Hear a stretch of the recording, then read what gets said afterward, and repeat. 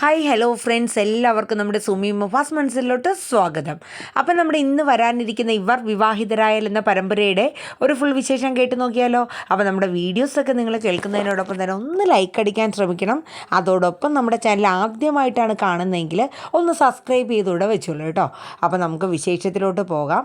അങ്ങനെ നമ്മുടെ ഭൂമി രാവിലത്തെ ഒരു മോർണിംഗ് വാക്ക് ഉണ്ടല്ലോ, അപ്പോൾ അതിലേക്ക് വേണ്ടിയിട്ട് ഭൂമി പോയിക്കായിരുന്നു. അപ്പം നമ്മുടെ അച്യുതൻ പതിവ് പോലെ തന്നെ നമ്മുടെ അംബാസഡർ കാറിൻ്റെ അകത്ത് മോക്ക് കുടിക്കാനുള്ള വെള്ളവും ഫ്രൂട്ട്സൊക്കെ ആയിട്ടിരിക്കുന്നത്. അങ്ങനെ ഭൂമി ഓട്ടം കഴിഞ്ഞ് വന്നു. അപ്പം നമ്മുടെ അച്യുതൻ ശ്രദ്ധിക്കുന്നുണ്ടായിരുന്നു. കാരണം ഭൂമിയുടെ മുഖത്തൊരു പ്രസരിപ്പൊന്നുമില്ല, എന്തോ ഒരു വല്ലാത്തൊരു വിഷമം മോളുടെ മുഖത്തുള്ളതുപോലെ, ആ തമാശയും കളിചിരിയും ഒന്നുമില്ല. അപ്പം നമ്മുടെ അച്യുതൻ ഭൂമിയോട് ചോദിക്കുന്നുണ്ട്, എന്ത് പറ്റി മോളെ, കുറച്ച് ദിവസമായിട്ട് നീ ആകെ ഡള്ളാണല്ലോ, എന്തെങ്കിലും അസുഖമോ വല്ലതും ഉണ്ടെങ്കിൽ നമുക്ക് ഡോക്ടറെ കാണാം. എനിക്കൊരു കുഴപ്പമില്ല അച്ഛാ, പക്ഷെ നിൻ്റെ പഴയ കളിച്ചിരി തമാശകളൊന്നും ഇല്ലല്ലോ മോളെ എന്ന് പറയും. അതൊന്നും കുഴപ്പമില്ല, നമുക്കൊരു കാര്യം ചെയ്യാം, ഇവിടെ നിന്ന് വേറൊരു സ്ഥലത്തോട്ട് പോകാമെന്ന് പറയാം. എന്നാൽ ശരി, ആയിക്കോട്ടെ. എന്നിട്ട് ഭൂമി അച്ഛനെ കെട്ടിപ്പിടിച്ചൊരു ഉമ്മ അങ്ങ് കൊടുക്കാനായിട്ടോ. ഭൂമിക്കൊരു സ്നേഹം വന്നിട്ട് എപ്പോഴും അങ്ങനെയാണ്. അപ്പോൾ അച്ഛൻ തന്നെ ചിരിച്ചുകൊണ്ട് നിൽക്കട്ടോ. എന്നിട്ട് നമുക്ക് പോകാമെന്നും പറഞ്ഞ് വണ്ടിയിലോട്ട് കയറിയാണ്. അപ്പം നമ്മുടെ ഭൂമി ചോദിക്കുന്നുണ്ട്, അതെ അച്ഛാ, വണ്ടി CC ക്യാമറ ഓണാവോ? ഇവിടെ ഇപ്പോൾ ടൂറിസ്റ്റുകാരെയൊക്കെ സർക്കാർ നിരോധിച്ചേക്കുക, അപ്പോൾ ഇനി വണ്ടി തള്ളാൻ ആളില്ല കേട്ടോ. ഓഹോ, അങ്ങനെയാണോ? എടി, ഈ വണ്ടി അങ്ങനെ ഇങ്ങനെയൊന്നും നിൽക്കില്ല എന്ന് പറഞ്ഞിട്ട് നമ്മുടെ അച്യുതൻ പതുക്കെ ഒന്ന് സ്റ്റാർട്ട് ചെയ്ത് നോക്കി. പക്ഷേ എന്ത് കാര്യം, വണ്ടി സ്റ്റാർട്ടായില്ല. പിന്നെ എന്ത് ചെയ്യാനാ? അങ്ങനെ നമ്മുടെ അച്യുതൻ പുറത്തോട്ട് ഇറങ്ങിയിട്ട് ഒന്ന് ഇത് നോക്കട്ടെ എന്ന് പറഞ്ഞു. ഇതിൻ്റെ എല്ലാ സ്ഥലവും ഓയിൽ ലീക്കും മറ്റുമൊക്കെ അടി മോളെ, ഏതാണ്ട് ചോര ബ്ലഡ് ലീക്കാവും പോലെയുള്ളൊരു അവസ്ഥയായി ഇതിന് എന്നൊക്കെ പറയും കേട്ടോ. എന്നിട്ട് പറയും, ഇത് ഇനി അധികം നാളൊന്നും ഓടില്ല എന്ന് തോന്നണു മോളേന്ന്. അപ്പം ഭൂമിക്ക് ഭയങ്കര ഒരു വിഷമം വരെയാണ്. കാരണം അച്യുതൻ എപ്പോഴും പറയുന്ന ഒരു കാര്യമാണ്, അതായത് ഇത് നിന്ന എൻ്റെ ജീവനും നിലയ്ക്കും. അത്രയ്ക്ക് ഒരു ആത്മബന്ധമാണ് ആ കാറും അച്യുതനും തമ്മിലുള്ളൊരു ബന്ധം എന്ന് പറയുന്നത്. അപ്പം അങ്ങനെ പറഞ്ഞ് കേട്ടപ്പോൾ ഭൂമിക്ക് അതൊരു എന്താ പറയുക, ഒരു വല്ലാത്തൊരു ഒരു സങ്കടവും ഒരു വിഷമവുമായി ഭൂമിയുടെ കണ്ണൊക്കെ അങ്ങ് നിറയണം കേട്ടോ. ആ സമയം അച്യുതൻ പെട്ടെന്ന് കാറ് ശരിയാവില്ല എന്നൊക്കെ പറഞ്ഞ് ഇങ്ങനെ നിൽക്കുമ്പോൾ പെട്ടെന്ന് ഇങ്ങനെ ഒരു ചുമ കയറി വരികയാണ് കേട്ടോ. അച്യുതന് വല്ലാത്തൊരു ബുദ്ധിമുട്ടോടു കൂടെയുള്ള ഒരു ചുമ. അയ്യോ അച്ഛ, എന്ത് പറ്റിയെന്ന് പറഞ്ഞ് ഭൂമി പെട്ടെന്ന് തന്നെ അച്യുതൻ്റെ നെഞ്ചൊക്കെ തിരുമ്മി കൊടുക്കാൻ കേട്ടോ. അപ്പോഴേക്കും ചുമ പെട്ടെന്ന് നിന്ന് അച്യുതൻ ഇങ്ങനെ ഒമിറ്റിയല്ല, ജസ്റ്റ് നമ്മൾ കഫം തുപ്പുന്ന പോലെയൊക്കെയുള്ള ഒരു ഇതിൽ തുപ്പുമ്പോൾ ശരിക്കും ചോരയായിട്ട് അത് പോണത് കേട്ടോ. അപ്പോൾ ഭൂമി ശരിക്കും പേടിച്ചു വീണു. അച്ഛൻ വാച്ച, നമുക്കിപ്പോൾ തന്നെ പോവാം, ഹോസ്പിറ്റലിൽ പോവാം. അയ്യോ മോളെ, നമ്മുടെ കാറോ? എനിക്ക് കുഴപ്പമൊന്നുമില്ല. അച്ഛൻ വന്നേ, ഞാനത് വിളിച്ചോളാം, ഞാനൊരു ടാക്സി പിടിക്കട്ടെ എന്ന് പറഞ്ഞ് നമ്മുടെ അച്യുതനെയും കൂട്ടിക്കൊണ്ട് നേരെ ഭൂമി ഹോസ്പിറ്റലിലോട്ട് ചെല്ലുകയാണ്.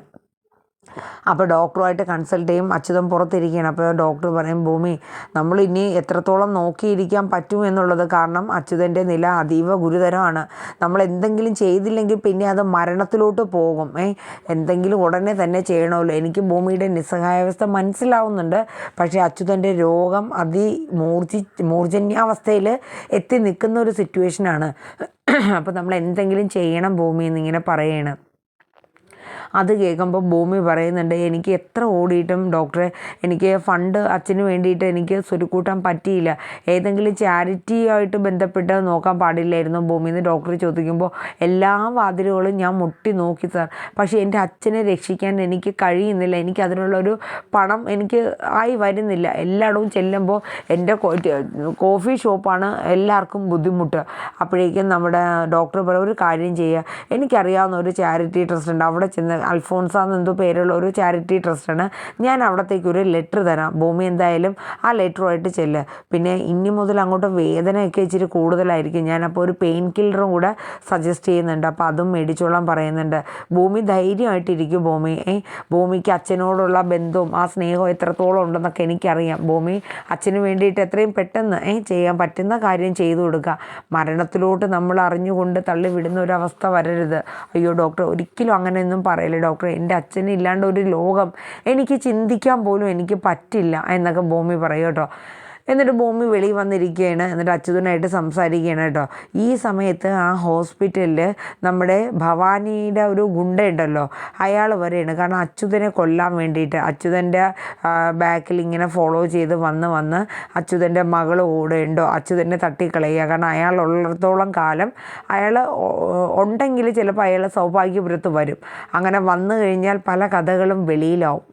അയാളെ ഒരു പ്രാവശ്യം ആ വീട്ടിൽ വെച്ച് കണ്ടതുകൊണ്ട് ഭവാനിക്ക് വല്ലാത്തൊരു ബുദ്ധിമുട്ടാണ്. കാരണം അങ്ങനെ വന്നു കഴിഞ്ഞാൽ ഇയാൾ ഇനി എന്താ ഉദ്ദേശം എന്നൊന്നും അറിയില്ല. ഇനി എന്നെ ഒരു വീഡിയോ കാണിച്ചു തന്നു എങ്കിലും ആ കുട്ടി മരിച്ചോ ഇല്ലയോ എന്നൊന്നും അറിയില്ലല്ലോ. അപ്പോൾ അതുകൊണ്ട് അച്യുതനെ ഫോളോ ചെയ്ത് ഈ ഗുണ്ട ഇങ്ങനെ വന്നുകൊണ്ടിരിക്കുകയാണ്. അങ്ങനെ ഹോസ്പിറ്റലിൽ വരെയും അച്യുതൻ മാത്രം നിൽക്കുമ്പോൾ പുറകിലോട്ട് തിരിഞ്ഞ് നിൽക്കുമ്പോൾ ഒരു കത്തി കൊണ്ട് കുത്താനൊക്കെ ശ്രമിക്കുന്നുണ്ട്. അപ്പോഴേക്കും നമ്മുടെ ഭൂമി അച്ഛാന്ന് വിളിക്കുമ്പോൾ പിന്നെ അയാൾക്കൊന്നും ചെയ്യാൻ പറ്റാണ്ട് അയാൾ മാറിപ്പോകുന്നുണ്ട്. അങ്ങനത്തെ സീനും കാര്യങ്ങളൊക്കെ കാണിക്കുന്നുണ്ട്. അപ്പം അച്യുതൻ്റെ കൂടെ മകളുണ്ട് എന്നുള്ളത് ഈ ഗുണ്ടയ്ക്ക് മനസ്സിലാവുകയാണ് കേട്ടോ. അപ്പോൾ അത് ഭവാനീനെ അയാൾ അറിയിക്കുന്നുണ്ട്. അപ്പം മകള് ഉണ്ടെന്ന് പറഞ്ഞപ്പോൾ ഭവാനി പറഞ്ഞു, ഇനി അത് ഞാൻ കൊല്ലാൻ ഏൽപ്പിച്ച അഭിരാമി തന്നെയാണോ? അങ്ങനെയാണെങ്കിൽ അവൾ ഈ വീട് തേടി വരും എന്നുള്ളത് ഉറപ്പാണ്. കാരണം ഈ ഭൂമിയാണല്ലോ അഭിരാമി, അപ്പോൾ ഭൂമിയാണല്ലോ അച്യുതൻ്റെ മകള്. അതുകൊണ്ട് അത് എത്രയും വേഗം അത് കണ്ടുപിടിക്കണം, ഇല്ലെങ്കിൽ അവളെയും കൂടെ അച്യുതൻ്റെ ഒപ്പം തട്ടിക്കളയണം എന്നാണ് ഭവാനി ഓർഡർ കൊടുത്തിരിക്കുന്നത് കേട്ടോ. അപ്പോൾ അയാൾ അതിലേക്ക് വേണ്ടിയിട്ടുള്ള ഓരോ കാര്യങ്ങളൊക്കെ ഇങ്ങനെ ചെയ്ത് ഇങ്ങനെ അച്യുതനെ ഫോളോ ചെയ്ത് നടക്കുകയാണ്. അപ്പോൾ ഈ സമയത്ത് സിസ്റ്റർ വന്ന് വിളിച്ചിട്ട് പറയും, ഭൂമി ഡോക്ടർ വിളിക്കുന്നുണ്ടെന്ന് പറയും. അങ്ങനെ ആ ലെറ്റർ ഡോക്ടറെ കയ്യിൽ നിന്ന് ഭൂമി മേടിക്കാനായിട്ടോ. അപ്പോൾ ഇതിനിടയിൽ അച്യുതൻ ഭൂമിയോട് പറയുന്നുണ്ട്, മോളെ നമ്മുടെ കാറ് വഴി കിടക്കുകയാണ്, അതൊക്കെ ഞാനിപ്പോൾ വർക്ക്ഷോപ്പിൽ വിളിച്ച് പറഞ്ഞ് ശരിയാക്കാം അച്ഛാന്ന് പറഞ്ഞിട്ട് ഭൂമി വർക്ക്ഷോപ്പിൽ ഒരാളെ വിളിക്കണം. ഇങ്ങനെ കാറ് അവിടെ സ്ഥിരം വിളിക്കുന്ന ആളായിരിക്കും. അപ്പോൾ വിളിച്ചിട്ട് കാർ അവിടെ കിടക്കുകയാണ്, അപ്പോൾ അത് എത്രയും വേഗം ശരിയാക്കണം എന്ന് പറഞ്ഞിട്ട് ഭൂമി വിളിച്ച് പറഞ്ഞു. അപ്പം ഭൂമി എന്നിട്ട് അതിനുശേഷം അച്യുതൻ്റെ അടുത്ത് വന്നിട്ട് പറയും, അച്ഛാ കാറിൻ്റെ കാര്യം ഓർത്ത് ടെൻഷൻ ആവണ്ട കേട്ടോ, അവർ വന്ന് അതിപ്പോൾ തന്നെ വർക്ക്ഷോപ്പിലോട്ട് കൊണ്ടുപോയിക്കോളൂ എന്ന് പറയും. അപ്പം അച്യുതൻ പറയും, മോളെ ആ വണ്ടി ഇനി ശരിയാക്കിയിട്ടും കാര്യമൊന്നുമില്ല, അതിൻ്റെ എല്ലാം പോയി കിടക്കാം, അതിൻ്റെ എഞ്ചിൻ മാറ്റി ചിലപ്പോൾ കുറച്ച് നാളും കൂടെ ഓടുമായിരിക്കും. അപ്പോൾ ഭൂമിക്ക് അച്യുതൻ്റെ വായിൽ നിന്ന് അങ്ങനെയൊക്കെ കേൾക്കുമ്പോൾ ഒരു ഭയങ്കര ബുദ്ധിമുട്ടാണ്. കാരണം എന്ന് വെച്ചാൽ മുമ്പ് ഒറ്റയ്ക്ക് ഈ വിഷമങ്ങൾ തരണം ചെയ്ത് പോവാണ്. അമ്മയോട് പോലും ഈ കാര്യങ്ങളൊന്നും ഭൂമി പറഞ്ഞിട്ടില്ല. കാരണം അമ്മയുടെ അടുത്ത് പറഞ്ഞു കഴിഞ്ഞാൽ അത് എങ്ങനെ താങ്ങും എന്നൊക്കെയുള്ള ഒരു പ്രയാസം ഉണ്ട്. അതുകൊണ്ട് ഭൂമി അത് സ്വമേധ മനസ്സിലിട്ട് ഇങ്ങനെ നീറി മറ്റാരെ അറിയിക്കാണ്ട് സ്വയം ഉരുകി ഇങ്ങനെ പോവാണ്. അപ്പം അച്യുതൻ്റെ മുമ്പിലാണെങ്കിലും അച്യുതൻ ചില സമയമൊക്കെ ഇങ്ങനെ പറയുമ്പോൾ ചങ്ക് പൊട്ടിപ്പോകുന്ന കണക്കുള്ള ഒരു സങ്കടം ഭൂമിക്ക് വരും. എങ്കിലും അച്യുതൻ്റെ മുന്നിൽ പിടിച്ച് നിർത്തിക്കൊണ്ടാണ് ഭൂമി ഇങ്ങനെ ഓരോ ഇതും പൊയ്ക്കൊണ്ടിരിക്കുന്നത് കേട്ടോ. അങ്ങനെ ആ ഒരു സീന് കഴിഞ്ഞിട്ട് ആ ഡോക്ടർ കൊടുക്കുന്ന ലെറ്ററൊക്കെ മേടിച്ചുകൊണ്ട് ഭൂമി വരെയാണ്. അങ്ങനെ ഗുളിക മേടിക്കാനായിട്ട് പോകും. അപ്പോൾ അവിടെയും അച്യുതൻ ചെന്ന് നിൽക്കുമ്പോൾ ഈ ഗുണ്ട അച്യുതനെ ഫോളോ ചെയ്യുന്നുണ്ട് കേട്ടോ. ഫോളോ ചെയ്ത് പതുക്കെ ഒരു കത്തിയായിട്ട് ഇങ്ങനെ വരുന്നുണ്ട്. അങ്ങനെ ആ ഒരു സീനൊക്കെയാണ് കാണിക്കുന്നത്. പക്ഷേ അച്യുതനെ ഒന്നും ചെയ്യുന്നില്ല അയാൾ. അത് കഴിഞ്ഞ് അവർ മെഡിസിനൊക്കെ മേടിച്ച് വെളിയിലോട്ട് ഇറങ്ങുന്ന സമയത്ത് ഭൂമിയുടെ അച്ഛൻ ഇവിടെ നിൽക്ക്, ഞാൻ പോയി വണ്ടി എടുത്തിട്ട് വരാമെന്ന് പറഞ്ഞിട്ട് ആ ഭൂമിയുടെ ടൂ വീലർ പോയി എടുക്കാനായിട്ട് പോവാണ്. അപ്പോഴും ഇയാൾ പുറകെ ആ കത്തി ഇങ്ങനെ പുറകിൽ ഒളിപ്പിച്ചുകൊണ്ട് വരികയാണ്. ഒരവസരം കിട്ടിക്കഴിഞ്ഞാൽ അച്യുതനെ ഒന്ന് കുത്താം എന്നുള്ള രീതിയിൽ അങ്ങനെ ഭൂമി ആ വണ്ടിയിൽ കയറി തിരിച്ച് ഇങ്ങനെ വരികയാണ് കേട്ടോ. അത് കഴിഞ്ഞ് കാണിക്കുന്ന സീന് അവർ വീട്ടിലോട്ട് പോവുകയാണ്. പക്ഷേ ആ ഗുണ്ടയ്ക്കൊന്നും ചെയ്യാൻ പറ്റിയില്ല. അത് കഴിഞ്ഞ് കാണിക്കുന്ന സീനെന്ന് പറയുന്നത് നമ്മുടെ പോലീസ് സ്റ്റേഷൻ കാണിക്കുന്നുണ്ട്. അപ്പോൾ അവിടെ നിന്ന് ബാബുവേട്ടൻ വിളിച്ച് പറയുന്നുണ്ട് നമ്മുടെ കോൺസ്റ്റബിൾ, അതെ ഭൂമി 15 ചായ, ഉണ്ണിയപ്പം, വെടിപ്പടക്കം അതൊക്കെ വേണം, ഇന്ന് എന്താ സ്പെഷ്യൽ എന്ന് ഭൂമി കടയിൽ നിന്ന് ചോദിക്കുന്നുണ്ട്. അതൊക്കെ ഉണ്ടെന്ന് പറയുന്നുണ്ട്. അങ്ങനെ ഭൂമി അതൊക്കെ റെഡിയാക്കുന്നുണ്ട്. അപ്പോൾ ആ സമയത്ത് വേറൊന്നുമല്ല, നമ്മുടെ വക്കീൽ പോലീസ് സ്റ്റേഷനിലോട്ട് വരുന്നുണ്ട്. നമ്മുടെ അജയുടെ ഒരു ഫ്രണ്ട് ഉണ്ടല്ലോ, എൽദോയാണെന്ന് തോന്നുന്നു, പേര് ഞാൻ മറന്നു കേട്ടോ. അപ്പം അയാൾ ഇങ്ങനെ പോലീസ് സ്റ്റേഷനിലോട്ട് വരികയാണ്. അപ്പോൾ ഇന്നെന്താ ഇവിടെ പ്രത്യേകത? കാരണം ഒരു ബൊക്കയും ഹാരവും ഒക്കെ പിടിപ്പിച്ചിട്ടുണ്ട്. എന്തിനാണെന്ന് ചോദിക്കുക എസ്ഐയുടെ അടുത്ത്. അതെ, ഇന്ന് അജയ് സാറ് നമ്മുടെ കേസ് തെളിയിച്ചിട്ട് സ്റ്റേഷനിലോട്ട് വരുന്നതല്ലേ, നമ്മുടെ MLAയുടെ മകൻ്റെ ആ കൊലപാതകം അജയ് സാറിനെ തെളിയിക്കാൻ പറ്റിയല്ലോ. ഓ അതിൻ്റെ ആണോ?